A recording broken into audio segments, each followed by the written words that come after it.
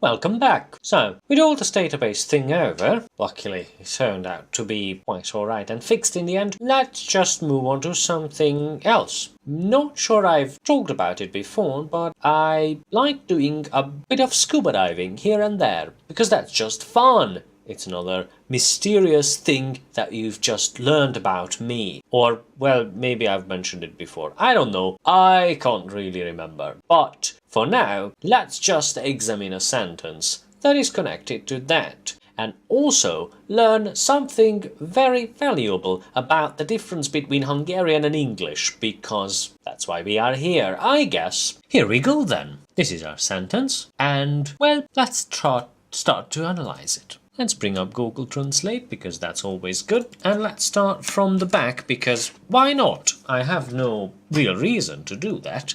But let's see. So, thing. Now, think probably be at the end of the sentence, because, well, you know, because of reasons. It's in the end of the Hungarian sentence, and we all know that doesn't mean anything at all. Still, not knowing what's going to happen, I'm pretty sure that this is not the subject of the sentence. That will probably be the action, and if you remember, in English, that needs a verb, probably a to be. Let's see. Let's copy that to Google Translate, and then, well, that's what's expected.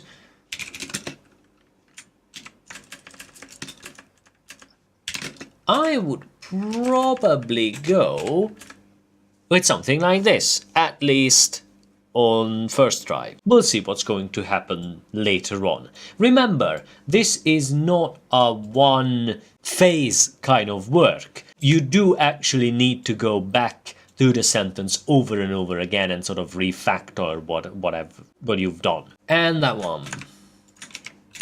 Yeah. Okay. Well, because I mentioned it in the intro, you might make that leap of faith that this is indeed scuba diving, not just diving.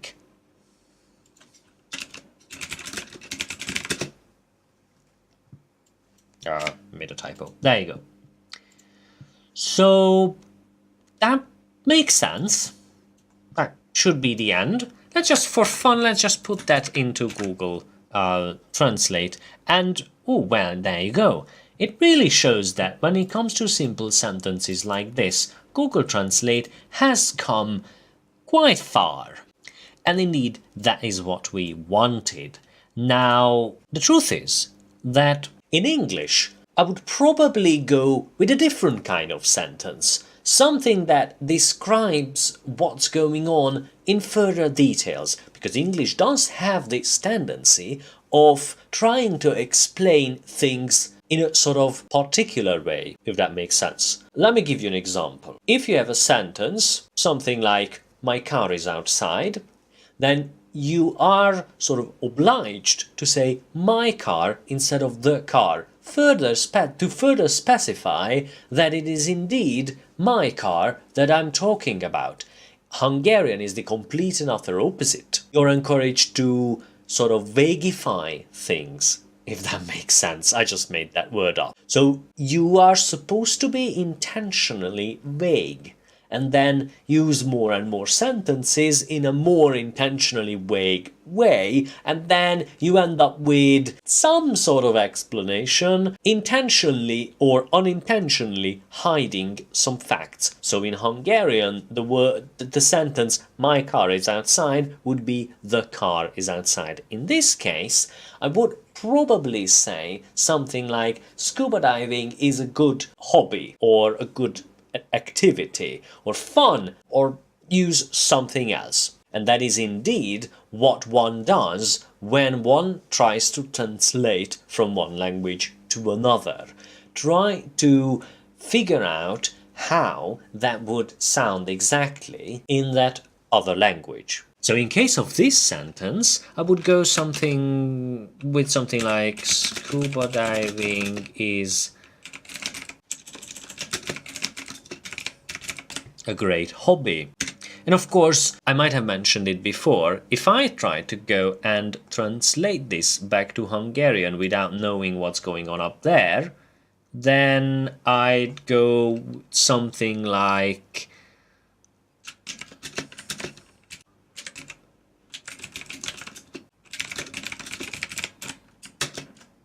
that is a proper translation. And of course, I could have just said it's a great thing, but I intentionally tried to go in a different direction. And that's what's going on. It's sort of like the game that you might have played in kindergarten or preschool or whatever. I definitely did play the game in kindergarten, and that is when you form a sort of chain of people, well, kids, and then whisper the same sentence into the next person's ear, and in the end it comes out in a completely different way. Some facts would change and things like that.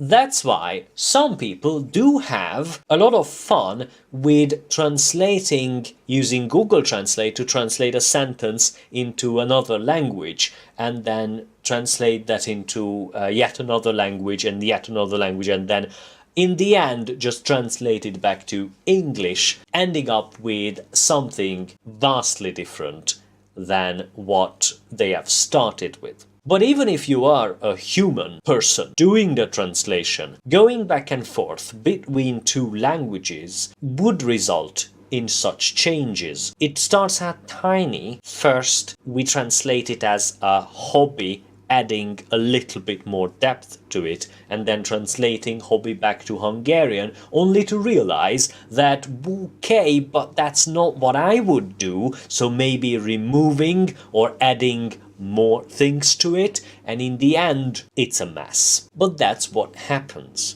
And of course, if you don't know what you're doing yet, because your skills in Hungarian or in English are not that developed yet, then indeed you can go very wrong with a sentence. And whatever I'm showing you here would help, but you need to sort of self-reflect, do some self-reflection all the time, or self-reflecting all the time, and check whatever you did, and then check again, and then use all sorts of aids to come to a conclusion. And I guess that's today's lesson, or whatever you want to call this, because right now I can't really talk about things. Until next time, have fun, be good, keep translating sentences, and do whatever you usually do. Goodbye.